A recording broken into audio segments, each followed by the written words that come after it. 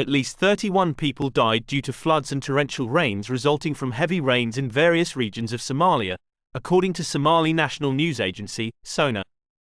Somali Minister of Information, Dawood Ois, explained to reporters in the capital, Mogadishu, that since October, floods and fast-moving water have led to the displacement of nearly 500,000 people and disrupted the lives of more than 1.2 million people. He added that the floods also caused serious damage to the infrastructure of cities, especially the regions of Gedo, Bay, Hiran and other regions in central Somalia. The United Nations Office for the Coordination of Humanitarian Affairs had previously issued a report stating that the lives of more than 1.6 million people in Somalia may be troubled by floods during the rainy season, which continues until next December, with the possibility that large areas of agricultural land and cities will be destroyed. saacadan aan hadlayo roobab baa jira daadadka jiraay waxay saameeyeen dad kor u dhaafaya 1 milyan oo Soomaaliyeed.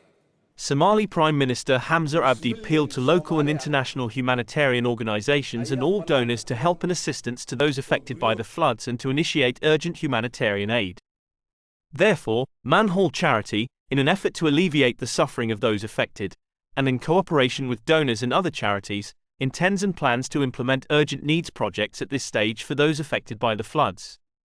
Among these urgent needs are drinking water and food baskets, establishing mobile medical camps, and distributing mosquito nets to avoid the threat of malaria.